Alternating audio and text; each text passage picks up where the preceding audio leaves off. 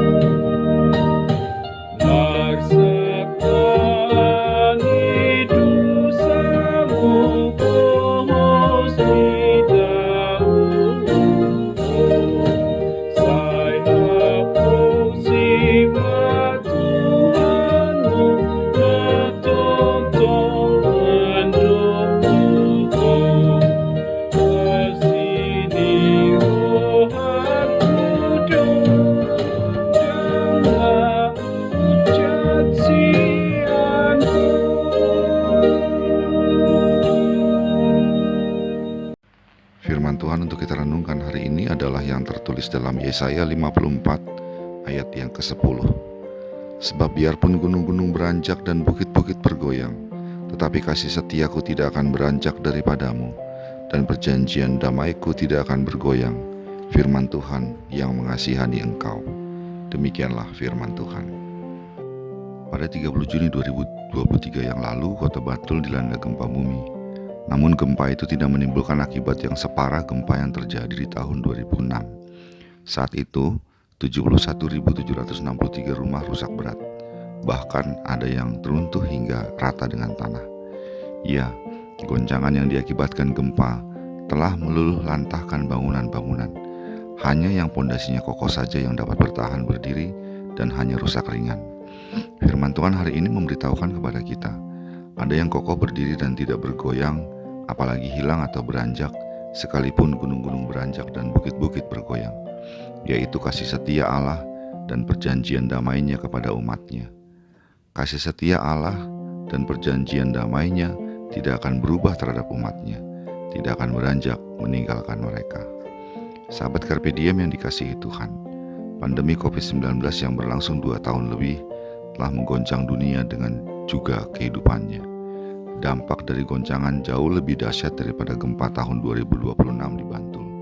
Jutaan orang meninggal dunia, jutaan orang kehilangan pekerjaan dan penghasilan, jutaan keluarga kehilangan anggota yang dikasihinya. Negara-negara mengalami krisis ekonomi yang parah, dan banyak dampak lainnya. Bagi kita pribadi lepas pribadi, dan keluarga lepas keluarga, goncangan akibat pandemi tersebut pasti berbeda-beda. Ada yang begitu hebat hingga kehilangan anggota keluarga, pekerjaan dan penghasilan. Namun ada juga yang tidak berdampak banyak bagi kehidupannya. Namun demikian ada satu hal yang sama yang kita rasakan, bahwa kasih Allah tidak beranjak dari kita. Ia menopang setiap kita, baik yang terguncang bahkan hampir runtuh kehidupannya, maupun yang tidak terlalu merasakan dampaknya. Perlahan-lahan kita bisa menata kembali kehidupan kita.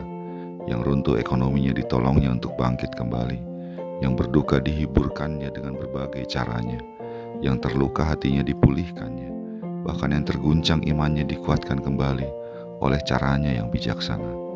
Demikianlah akhirnya kita belajar bahwa sehebat apapun bencana dan kerusakan yang kita alami, kasih setia Tuhan tidak akan pernah rusak, apalagi meninggalkan kita. Ia adalah Allah yang setia, yang dapat diandalkan dalam segala perkara. Kita memang terkadang jatuh dan melupakannya oleh karena berbagai masalah dan godaan dunia. Namun perjanjian damai Tuhan tidak akan pernah beranjak dari kita. Dia tak pernah melupakan kita. Karena itu berbahagialah setiap kita, karena kasih-Nya yang setia itu bagi kita. Amin. Marilah kita berdoa. Terima kasih ya Bapa, karena Engkau adalah Allah yang setia. Sekalipun dunia ini bergoncang, namun kasih setiamu dan perjanjian damai-Mu tidak akan pernah bergonjang dan beranjak dari kami. Kiranya kami terus dikuatkan oleh kasih setiamu itu, sehingga kami pun setia kepadamu dalam segala hal yang kami kerjakan. Dalam Yesus Kristus kami berdoa. Amin. Kasih karunia dari Tuhan kita Yesus Kristus, anugerah dari Allah Bapa kita, dalam persekutuan dengan Roh Kudus menyertai engkau sekalian. Amin.